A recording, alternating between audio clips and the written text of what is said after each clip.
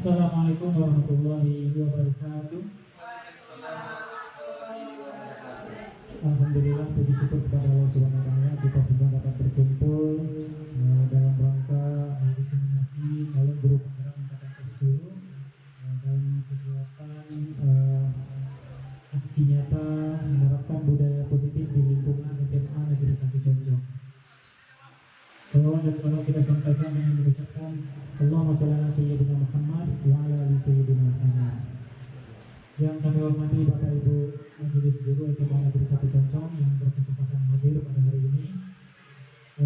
Baik Bapak Ibu Majelis Guru, adapun di sini kami saya dan Bu Lila Selawati akan menyampaikan diseminasi tentang budaya positif di lingkungan SMA Negeri 1 Conjong. Sebelum itu kami sampaikan juga terima kasih kepada Bapak Ibu Majelis Guru yang telah hadir bersama-sama kami. Baik, untuk penyampaian pertama ini akan disampaikan langsung oleh saya sendiri sebagai calon guru penggerak angkatan ke-10 Khalid Hamzah SSI. Untuk materi pertama ini akan saya jelaskan mengenai budaya positif. Budaya positif ini sebagaimana kita pahami juga bersama, ini adalah perwujudan dari nilai-nilai keyakinan universal yang diterapkan di sekolah. Jadi ini adalah salah satu keyakinan kelas, keyakinan sekolah yang diterapkan di sekolah ataupun di lingkungan di masyarakat juga. Kemudian budaya positif juga dapat mendorong untuk murid dapat berpikir, bertindak dan mencipta sebagai proses memerdekakan dirinya. Jadi di sini budaya positif juga termasuk kehendak mereka supaya mereka dapat merdeka, artinya sesuai dengan keinginan mereka, tapi mereka juga melaksanakan budaya positif itu sendiri, sehingga nantinya murid kita menjadi seorang yang mampu mandiri dan bertanggung jawab. Nah, ini ada konsep budaya positif, ada 7 yang perlu disampaikan atau untuk kita ketahui bersama. Yang pertama adalah perubahan paradigma belajar, kemudian disiplin positif, kemudian kebutuhan dasar manusia, motivasi perilaku manusia, posisi kontrol manusia, kemudian ada keyakinan kelas, segitiga restitusi. Karena kami di sini CGP-nya berdua dengan Ibu Rela, jadi di sini kami bagi 2. Saya 3 materi pertama, kemudian Ibu Rela Selawati untuk materi berikutnya atau 4 materi berikutnya. Nah, ini saya sampaikan untuk perubahan paradigma belajar. Nah, sekarang untuk paradigma belajar ini adalah kita cenderungnya itu pada penguatan kompetensi dan pengembangan karakter. Nah, di mana ini berdimensi profil pelajar Pancasila. Jadi arahnya seperti ke kurikulum merdeka. Jadi memang kompetensi juga, karakter juga, tapi sesuai dengan profil pelajar Pancasila. Kemudian pembelajaran yang dirancang sekarang itu juga berdasarkan prinsip pembelajaran berdiferensiasi. Artinya sekarang kita sudah mementingkan sesuai kebutuhan anak-anak itu sendiri, murid-murid kita. Kalau dulu kita mungkin atas kemauan kita sendiri, kita tanpa memandang apa itu kebutuhan siswa, apakah siswa itu sudah menerima apa yang kita ajarkan. Tapi kalau sekarang pembelajaran itu berdiferensiasi, artinya berbeda. Apa yang beda dari siswa? Siswa ini tentu tidak sama menerima pembelajaran. Siswa ini, siswa itu tentu berbeda. Jadi itu yang harus kita rancang dan itu harus kita rangkul siswa kita sehingga pembelajaran berdiferensi ini sesuai dengan kebutuhannya. Nah, yang kita ketahui juga profil pelajar Pancasila ini ada beriman dan bertakwa kepada Tuhan Yang Maha Esa, ini yang pertama. Kemudian yang kedua berkebinekaan global. Kemudian yang ketiga bergotong royong, mandiri, bernalar kritis dan kreatif. Ini adalah profil pelajar Pancasila. Kemudian ada berikutnya materinya mengenai teori positif, disiplin positif. Ini dikemukakan oleh Dr. William Gelser tentang teori kontrol. Nah, di sini ada beberapa hal yang menarik menurut kami. Yang pertama adalah katanya teori kontrol itu semua perilaku memiliki tujuan, bahkan terhadap perilaku yang tidak disukai. Ini kalau kita terapkan dengan murid kita, ternyata murid-murid kita itu perilakunya ada tujuan semuanya. Entah itu yang positif, entah itu yang negatif, entah itu kita suka ataupun kita tidak suka, dia memiliki tujuan. pasti mereka ada sesuatu yang mereka inginkan. Kemudian yang kedua, kata William Galser juga, segala usaha untuk mempengaruhi murid agar mengulangi suatu perilaku tertentu ini adalah merupakan kontrol kita. Jadi terus kita lakukan, terus kita ulangi sesuatu yang kita inginkan, itu adalah kontrol kita terhadap murid tersebut. Kemudian yang ketiga, kata William Galser, menggunakan kritik dan rasa bersalah murid ini memang mengontrol murid, tapi efeknya adalah menjadi menuju murid yang identitasnya gagal. Jadi artinya menggunakan kritik ini, rasa bersalah ini akan membuat siswa menjadi seorang yang dalam hal kedepannya karakternya akan gagal. Artinya dia akan menjadi seorang pemberontak dan tidak sesuai yang kita inginkan berikutnya. Karena apa? Karena kita akan terlalu menyakiti mereka, mengkritik mereka, rasa bersalahnya kita tekan, kita terus ungkit rasa bersalahnya sehingga nantinya dia akan menjadi seorang siswa yang gagal karakternya. Kemudian yang keempat, kata teori kontrol juga dari Dr. William Galser, orang dewasa akan menyadari bahwa perilaku memaksa tidak akan efektif untuk jangka waktu yang panjang dan ini akan merusak hubungan yang akan kita bentuk. Jadi perilaku memaksakan sesuatu yang berlebihan itu tidak akan baik. Artinya nanti ada teori yang lain yang bisa kita sesuaikan. Artinya boleh memaksa, tapi artinya memaksa itu dalam waktu yang jangka panjang itu tidak akan baik. Jadi dampaknya akan terbentuk di waktu yang cukup lama. Kemudian juga di sini teori kontrol dari Stephen R. Covey, dia mengatakan bahwa bila ingin membuat kemajuan perlahan sedikit-sedikit, ubahlah sikap atau perilaku Anda. Ini berarti dari dasar seorang pendidik memulai untuk mengontrol. Artinya kita sendiri yang harus berubah, kita sendiri yang harus menyesuaikan. Bila kita ingin mendapatkan murid-murid kita juga berubah dan mendapatkan kemajuan dari pengetahuan maupun karakternya. Nah, di sini juga dijelaskan oleh Ki Hajar Dewantara, Bapak pendidikan kita, mengenai makna disiplin. Kalau Ki Hajar Dewantara cenderung dia tentang memerdekakan pembelajaran. Jadi di sini kalau disiplin itu menurut Ki Hajar Dewantara, disitulah harus ada disiplin kita sendiri yang mewajibkan kita sekeras-kerasnya untuk disiplin. Artinya siswa disiplin itu atas kemauan dia sendiri, sekeras-keras dia sendiri. Dia tidak terlambat, dia tidak sekolah, itu harus sekeras-kerasnya dia usahakan dari dirinya sendiri, bukan berdasarkan dia takut peraturan sekolah, takut dengan keyakinan kelas. Jadi harus ada dari dirinya sendiri. Itu yang dikatakan oleh Ki Hajar Dewantara bahwa itulah namanya disiplin yang memerdekakan. Nah, terakhir ada nilai-nilai kebajikan. Nah, ini nilai-nilai kebajikan. Yang pertama ini saya ambil ada profil pelajar Pancasila. Ini ada 6 tadi yang kita pahami bersama, nilai-nilai kebajikan. Kemudian ada juga nilai-nilai kebajikan universal. Ini sudah kita ketahui bersama seperti kebersihan, keberanian, belas kasih, tanggung jawab, tegar rasa, kreatif, sampai kepada kejujuran, rendah hati. Ini adalah nilai-nilai kebaikan yang harus kita terapkan kepada murid-murid kita. Nah, sebagaimana kita ketahui tadi, sesuai dengan teori kontrol bahwa setiap tindakan memiliki tujuan. Tujuannya apa? Ternyata setiap manusia itu dia memiliki 5 kebutuhan dasar manusia. Kebutuhan dasar inilah salah satu tujuan dari murid itu. Mengapa dia seperti ini? Mengapa dia seperti itu? Nah, ini salah satu contohnya. Bila seorang tidak mendapatkan kebutuhan dengan cara positif, maka dia akan melanggar peraturan dan melakukan atau hal yang tidak sesuai dengan nilai kebajikan. Artinya dia akan melanggar peraturan. Karena ada apa? Karena tujuannya tidak terpenuhi, kebutuhan dasarnya tidak terpenuhi. Sebagai contoh lagi ini, seorang murid yang tidak begitu berhasil secara akademik, mungkin kebutuhannya akan penguasaan tidak terpenuhi di sekolah. Artinya kalau dia tidak berhasil dalam pembelajaran, artinya dia penguasaannya tidak dapat.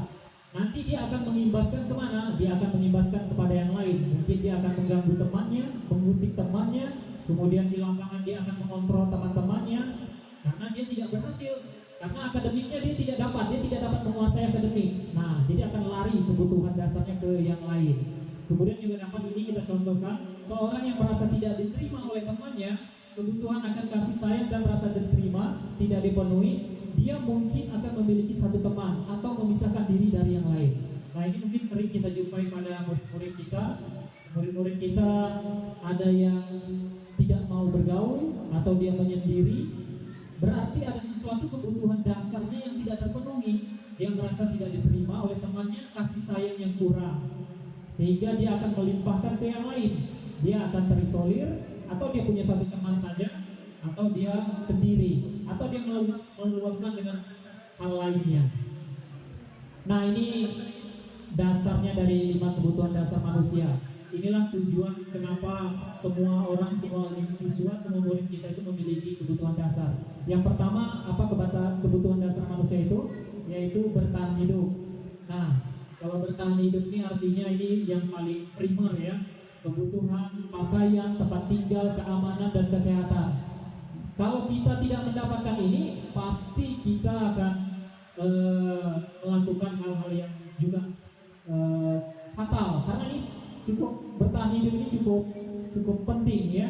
Tak punya makanan, tentu kita akan, ya siswa kita mungkin kalau berperilaku buruk, tak punya makan, tak dapat makanan, dia akan mencuri mungkin, ya. Tak dapat makanan, dia mungkin bisa jadi dia menjadi orang yang menyendiri. Kemudian pakaiannya juga tidak dapat, kemungkinan dia akan berhenti sekolah. Nah itu, jadi kemungkinannya seperti itu. Kemudian kebutuhan dasar yang kedua yaitu adalah kasih sayang dan rasa diterima. Siswa kita juga punya rasa, jadi rasa diterima, dipedulikan, berbagi, kerjasama, menjadi bagian dalam kelompoknya, itu namanya kebutuhan dasar. Dia perlu mendapatkan ini. Kalau tidak dapat ini, dia akan lari kemana-mana nantinya. Kemudian dia juga butuh penguasaan. Penguasaan di sini adalah harga diri, keinginan menjadi seorang pemimpin. Pastilah siswa kita pengen menjadi pemimpin, pengen dianggap berprestasi. Nah, ini dari penguasaan. Kemudian yang keempat, siswa kita juga ingin kebebasan. Ini dapat juga kita contoh kalau dalam kita belajar, kadang siswa kita itu pengen ini, pengen itu, dia tak mau mendengarkan kita, tak mau mengikuti kita, karena mereka kebebasannya terganggu, karena tak sesuai dengan apa yang diinginkannya. Jadi ini kebebasan ini merupakan kebutuhan dasar juga. Kemudian yang terakhir ini adalah kesenangan. Nah, kesenangan ini seperti bermain, antusias, dan juga tertawa. Nah, kalau tidak dapat kesenangan, tentu juga dia akan melarikan ke hal-hal yang lain. Artinya kebutuhan dasar manusia juga kita harus perhatikan dalam mengembangkan karakter murid. Itu saja mungkin yang dapat saya sampaikan tentang materi budaya positif. Selanjutnya akan dilanjutkan oleh Bu Lila Selawati. Kepada Ibu kami persilakan.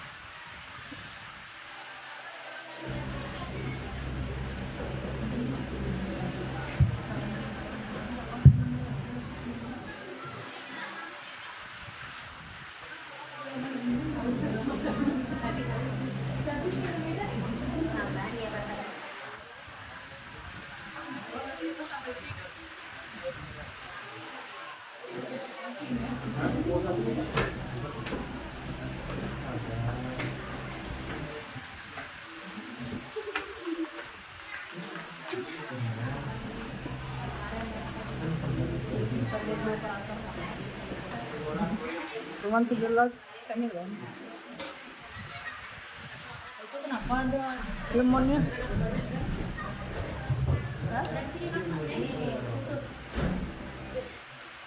Ambil baru lagi. Assalamualaikum warahmatullahi wabarakatuh. Baik, saya akan melanjutkan penjelasan dari Pak Halid. Nah, jadi di sini yang sudah dijelaskan beliau tadi adalah tentang disiplin positif, kemudian kebutuhan dasar, nilai-nilai kebajikan, Dan yang akan saya jelaskan yang pertama itu tentang motivasi manusia. Nah, seperti yang kita ketahui motivasi itu pasti ada dua. Yang pertama itu ada dari dalam atau intrinsik. Yang kedua ada dari luar atau ekstrinsik. Nah, jadi intrinsik ini pasti memang betul-betul memang ada rasa kesadaran dari kita. Begitu juga mungkin yang dialami para siswa-siswi kita. Nah, jadi kalau motivasi intrinsik tadi ini biasanya seperti contohnya mungkin ya yang sudah kita lihat bagi siswa ataupun murid yang memang betul-betul ingin sekolah, pastinya kalau datang ke sekolah pastinya dia akan datang tepat waktu karena itu merupakan kewajiban dari siswa tersebut. Nah, kalau ada motivasi dari luar atau ekstrinsik itu biasanya adanya suatu hal yang diinginkan. Contoh, misalnya siswa tersebut datang tepat waktu karena alasannya pertama tidak ingin dihukum, ya kan Bapak Ibu. Nah, kemudian yang kedua itu biasanya karena ada penghargaan. Contoh, misalnya seringkali kita di kelas ya, kalau misalnya kita ingin siswa itu aktif pasti kita selalu memberikan hal-hal yang berbau penghargaan ataupun hadiah. Nah, itu sebenarnya baik, tapi lama-kelamaan itu kalau dilakukan dengan jangka yang panjang itu sangat tidak baik sekali. Mengapa demikian? Karena dari hal tersebut siswa itu jadi belajar mengharapkan motivasi dari tersebut. Artinya sedikit-sedikit ingin mengharapkan imbalan dari guru. Nah, oleh karena itu apa? Kita sebagai guru menanamkan murid kita supaya menimbulkan motivasi dari dalam diri atau intrinsik. Jadi kita sebagai guru di sini harus menanamkan motivasi itu supaya apa? Agar motivasi ekstrinsik tadi yang saya jelaskan tidak terjadi. Tetapi ya memang ya tidak bisa dipungkiri sekali kalau masalah motivasi ekstrinsik itu selalu ada di dalam jiwa murid.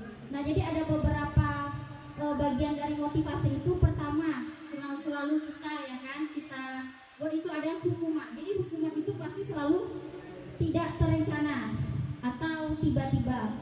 Kemudian murid tidak tahu apa yang akan terjadi. Ini contohnya biasa di kelas ya.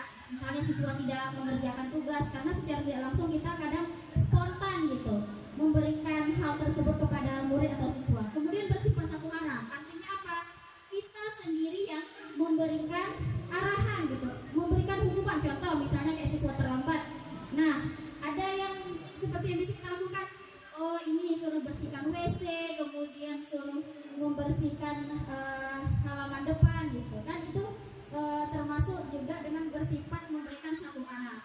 Dan kadang hukuman itu kadang kita berupa hukuman fisik atau psikis ya kan. Misalnya ini nih terlambat, kita suruhlah kelilingan lapangan gitu, atau kita dengan bicaranya yang terlalu kasar sehingga menyebabkan kondisi psikis siswa tersebut terganggu gitu. Kemudian yang ada konsekuensinya sih dari hukuman tersebut apa? Terencana atau disepakati sesuai peraturan, harusnya seperti itu ya Bapak Ibu. Kemudian murid tetap dibuat tidak nyaman karena adanya hukuman. Kemudian apa?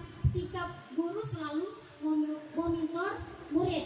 Artinya apa? Kita sekarang ini selalu sebagai guru yang posisinya pemantau gitu kepada murid, ya kan Bapak Ibu. Kemudian apa yang harus kita jalankan yaitu adalah kita harus membuat namanya restitusi. Jadi restitusi ini adalah proses menciptakan kondisi bagi murid untuk memperbaiki kesalahan. Yang kedua adalah proses kolaboratif yang mengajarkan murid untuk mencari solusi sendiri. Nah, ini akan nanti saya jelaskan selanjutnya. Nah, kemudian posisi 5 kontrol guru. Nah, seperti yang kita ketahui, di antara kita ini pasti selalu posisi kontrol guru adalah selalu hukum ya, sama satu pemantau. Nah, dua itu yang selalu kita dilakukan. Benar sekali Ibu Syarifah. Nah, jadi sebenarnya ada posisi 5 kontrol kita sebagai guru yang tanpa sadar kita sudah melakukannya atau kita jalankan. Pertama tadi sebagai penghukum, kita tanpa sadar selalu menghukum siswa. Kemudian yang kedua, pembuat merasa bersalah. Jadi kita buat siswa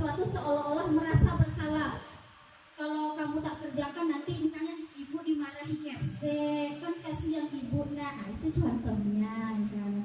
Kemudian apa sebagai teman? Bagaimana kita dengan teman, begitu juga kita dengan siswa gitu. Kemudian ada pemantau, misalnya nih kita selalu pikir nih, kita pastikan selalu lihat, oh itu terlambat terus tuh, itu selalu tuh di setiap hari saya pikir. Nah, itu kan sebagai pemantau. Kemudian adalah manajer. Nah, manajer inilah yang harusnya kita lakukan sebagai guru. Harusnya posisi kontrol inilah yang harus kita lakukan. Karena manajer inilah posisi yang pas sebagai guru yang kita lakukan nanti di segitiga restitusi ya. Nah, contohnya seperti apa ya Bapak Ibu, kita ulangi lagi, tadi sudah ada. Nah, contoh misalnya Adi terlambat hadir di sekolah. Nah, sebagai posisi penghukum pasti selalu kita dengan nada suara tinggi, selalu bahasa tubuh kita mata melotot, apalagi dengan mungkin ya guru yang karakteristik mukanya itu sudah antagonis sekali gitu ya kan Bapak Ibu, dan suka nunjuk-nunjuk, benar kan? Nah, jadi misalnya terlambat lagi, pasti itu terus yang terlambat, melompat atau sekarang bolos, apalagi yang sering bolos ya Bapak Ibu. Kemudian kapan sih bisa tepat waktu, bisa kadang kenapa sih selalu tidak pakai dasi, itu pasti selalu ada anak kayak gitu. Nah, harusnya kita tanyakan kepada diri kita Bapak Ibu, bagaimana sih perasaan murid itu kalau kita ditanya terus seperti itu, ya kan? Nah, pasti hasilnya bakal kemungkinan murid-murid merasa marah. Pasti ya, dia pasti selalu ada dendam sama kita, ya kan? Dan ujungnya dia bersifat agresif. Nah, kemudian bisa jadi sesudah dia kembali ke kelas, nantinya duduk ya, dia pasti mungkin melampiaskan rasa kekesalan, mungkin bisa mencari-cari bukunya atau meja tulisnya, dan lebih buruk lagi sepulang sekolah mungkin ini dia akan mungkin balas dendam lah sama gurunya gitu kan. Ini mungkin bisa jadi kalau kita punya kendaraan ya, kalau di sini kan tidak ada, mungkin bisa jadi dia langsung ke rumah gurunya bawa parang gitu kan, karena balas dendam gitu, karena punya sifat pendendamnya.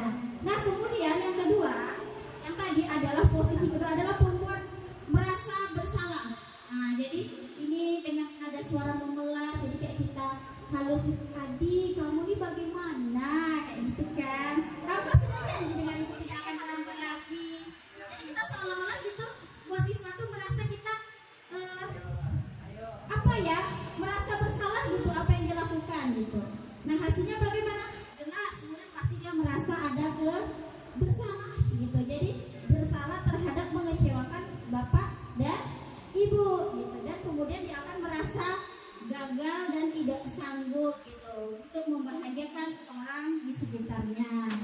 Nah, kemudian tadi ada yang posisi teman gitu ya Bapak Ibu. Yang temannya tentu seperti akrab, misalnya contohnya kan di sekolah ini seperti kayak Bu Dewi gitu kan, dengan siswanya Astrid atau Pak Bambang.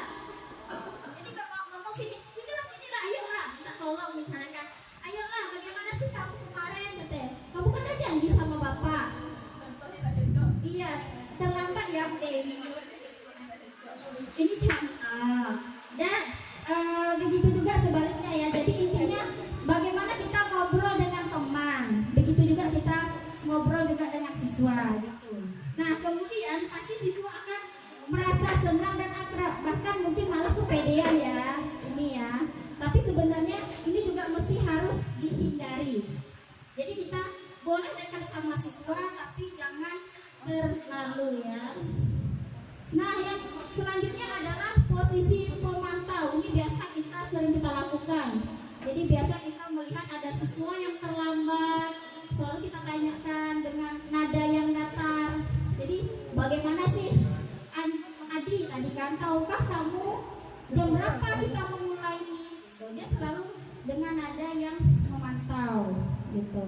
Jadi ada beberapa ya perbedaan. Ini pastinya si adik paham saya harus tinggal kelas pada jam istirahat nanti.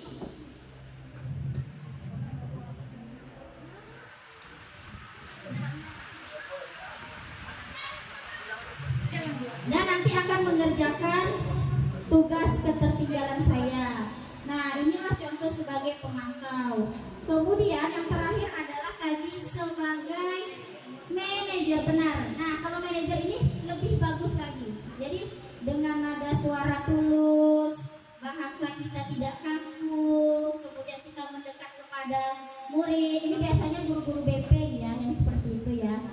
Iya, harusnya juga kita selain guru BP, guru mata pelajaran juga harus seperti itu. Ya, berarti semua guru harus bisa menerapkan namanya posisi kontrol. Nah, misalnya contoh, Adi, apakah kamu mengetahui jam berapa sekolah dimulai? Nah, dengan mungkin Adi menjawab, tahu Pak, jam 7. Jadi kamu terlambat. Kira-kira bagaimana kamu akan memperbaiki masalah ini? Jadi intinya di sini yang posisi kontrol ini kita meminta anak itu bagaimana dia mencarikan solusi untuk agar dia tidak terlambat datang ke sekolah ya Bapak Ibu. Begitulah kalau posisi kontrol. Nah, jadi ya Bapak Ibu, mohon maaf. Jadi makanya kalau posisi manajer ya, jadi suara guru itu memang tulus gitu, memang lembut, lemah lembut, kemudian kita tidak perlu marah, tidak perlu meninggikan suara, apalagi kita menunjuk jari. Kita kan secara tidak langsung terkadang kita selalu ke siswa itu menunjuk jari kan, kemudian kita sering berkaca pinggang, pasti kayak gitu kan kalau kita marah kan. Nah, atau iya ya bahasanya tuh, oh ya pegang pinggang kali ya Pak Mulia, berkaca pinggang.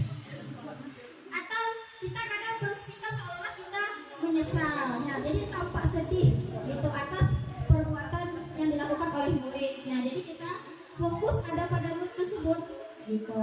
Nah jadi ingat, yang posisi pas itu adalah kalau kita sebagai guru adalah posisi manajer. Jadi guru akan mengembalikan tanggung jawab tersebut pada murid untuk mencari jalan keluar permasalahannya.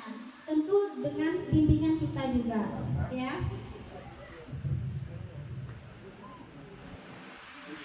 Nah, ada contoh lain penerapan 5 posisi kontrol yang tadi ya.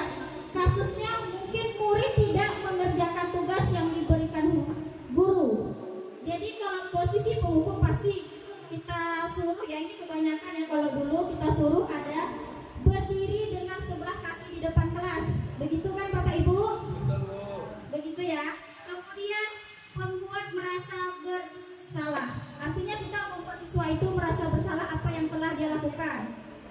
Dengan kalimat seperti ini, kesekian kali ibu sudah ingatkan, kamu senang ya melihat ibu terus-terusan bertindak seperti ini. Artinya apa? Kita meminta siswa itu jangan dia merasa bersalah gitu kalau kita melakukan itu terus kepada siswa, supaya dia sadar gitu ya Bapak Ibu. Kemudian sebagai teman, nah kalau sebagai teman pastilah ayo dong kamu kan kerjakan tugasnya, nanti kalau sudah selesai bisa main games, seperti itu contohnya ya Bapak Ibu. Kemudian tadi ada sebagai pemantau, jadi kamu sudah melakukan kesalahan. Ini biasanya terjadi pada guru piket nih ya kan, kalau posisi pemantau. Jadi kamu sudah melakukan kesalahan dan sudah mengetahui konsekuensinya. Sekarang selesaikan dan segera kumpulkan tugas. Atau di kelas ya Bapak Ibu, kita kadang tanpa disadari selalu di posisi pemantau. Nah, kemudian yang terakhir yaitu adalah posisi manajer. Nah, jadi kalau di manajer ini kita memberitahunya secara halus gitu. Apakah kamu tahu kesalahanmu? Kemudian keyakinan sekolah apa yang kamu langgar? Kemudian dan apa yang akan kamu lakukan untuk menyelesaikannya? Jadi seperti itu kira-kira Bapak Ibu. Jadi kalau posisi manajer ini posisi yang pas untuk kita dalam menyelesaikan permasalahan. Nah, mungkin saya akan sedikit bertanya kepada Bapak Ibu. Menurut Bapak Ibu, ya, posisi kontrol apakah aku? Misalnya saya kecewa sekali dengan kamu. Posisi kontrol apa kira-kira Bapak Ibu? Oke, benar sekali Pak Mul. Wow, Pak Mul paham sekali dengan materinya ya. Biasa. Oke, selanjutnya Bapak Ibu, posisi kontrol apakah aku? Kamu tidak pernah benar melakukan. Sekarang keliling lapangan 3 kali. Oke, lihat sekali. Iya, posisi penghukum ya jawabannya ya. Mantap. Semangat ya kan Pak Mul. Kemudian yang ketiga, kira-kira bagaimana Manajer. Ayo, apakah benar? Iya. Biasa Pak Bu, luar biasa. Iya, cocok guru BP ya. Oke, baik. Nah, ini lagi ada, ayolah lakukan demi Bapak Ibu. Apa kira-kira dari antara tadi? Ayolah lakukan apa? Oh,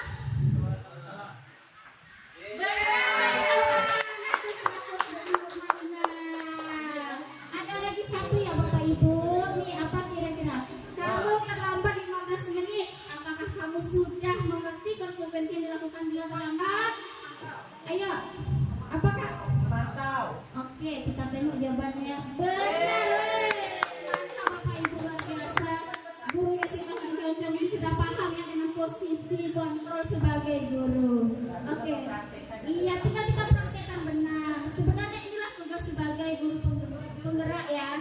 Jadi membantu Bapak Ibu kita bagaimana solusi kita agar murid kita jangan merasa dendam sama kita dan tertekan. Jadi kita harus menerapkan posisi seperti ini.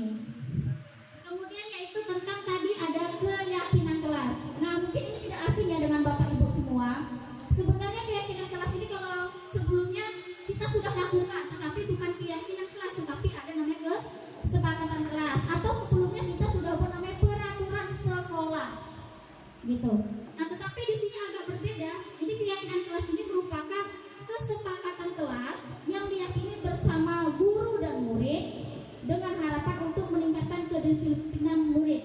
Jadi keyakinan kelas ini berupa pernyataan universal dan dibuat dalam bentuk kalimat yang positif, bersifat abstrak, dan keyakinan kelas ini hendaknya tidak terlalu banyak sehingga mudah diingatkan. Artinya tuh kata-kata itu singkat, padat dan jelas. Contoh ya, kita keyakinan kelas yang kita harus dibuat sama siswa itu misalnya, ingat ya, keyakinan kelas ini tidak boleh memakai kata jangan atau dilarang, tetapi diganti dengan misalnya datang tepat waktu.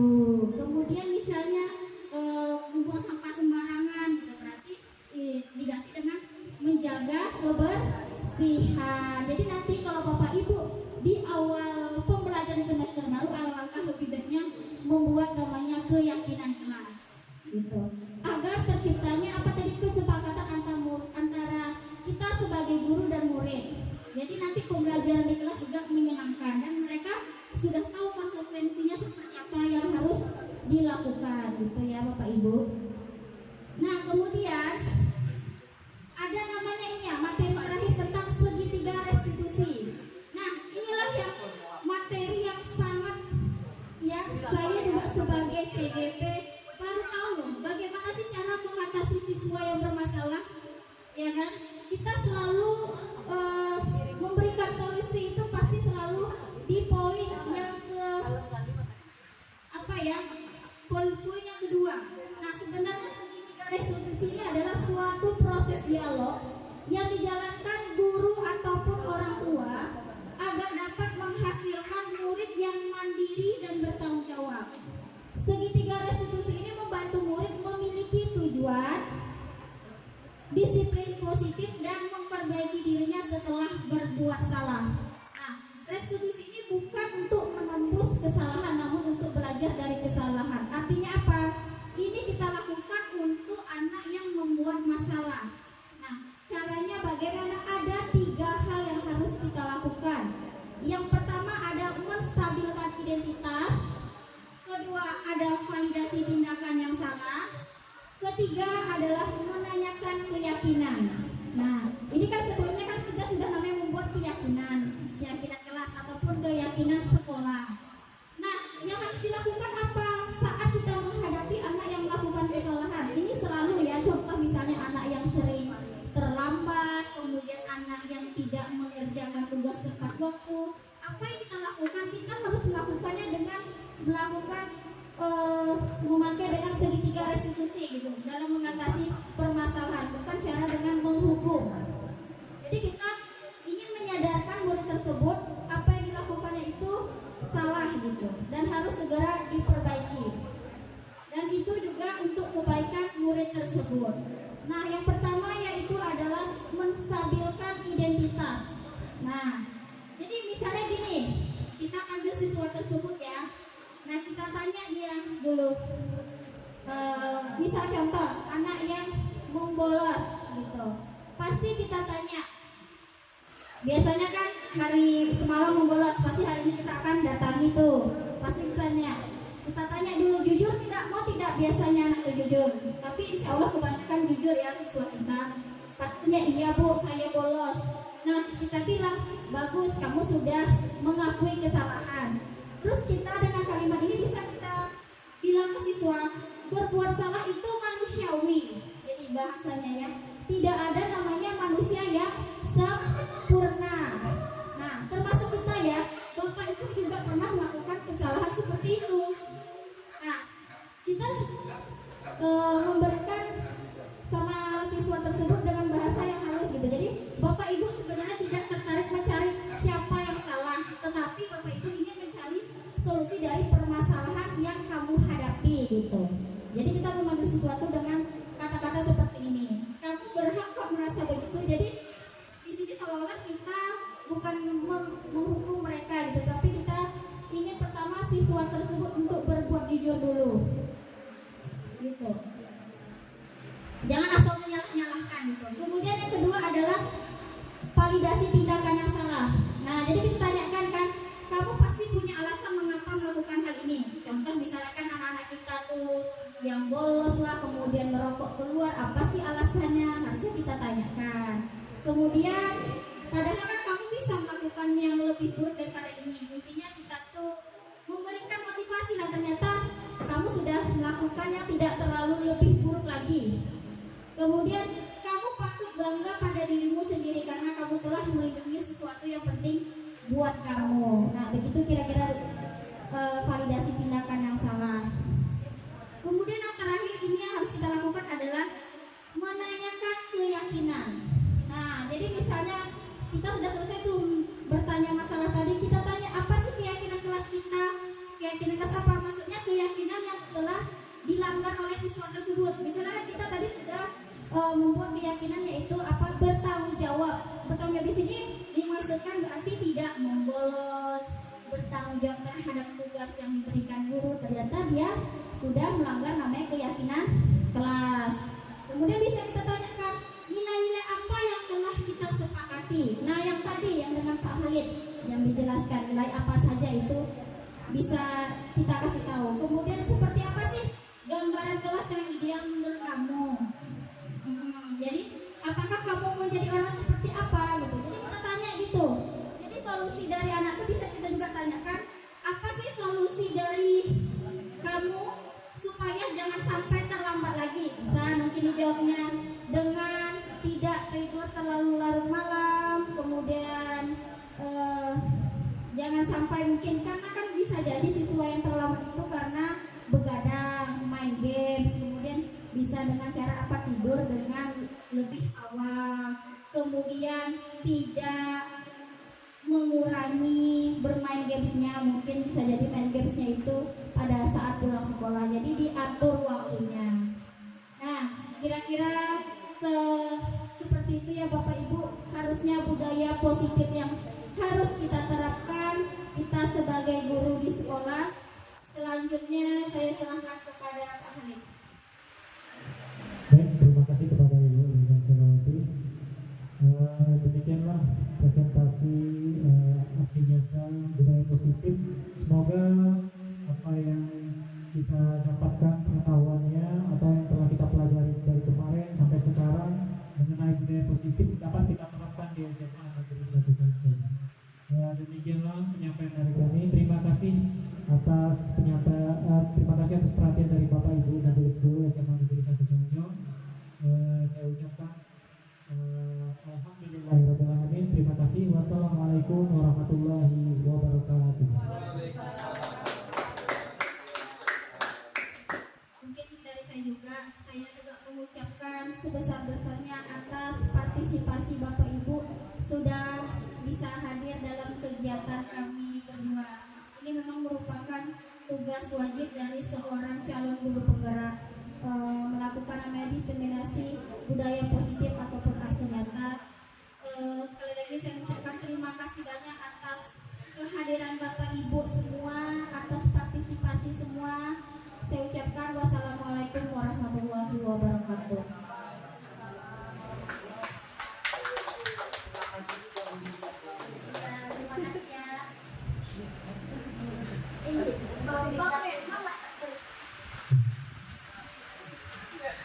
hilang ya. Habis dah makanannya. Iya, iya.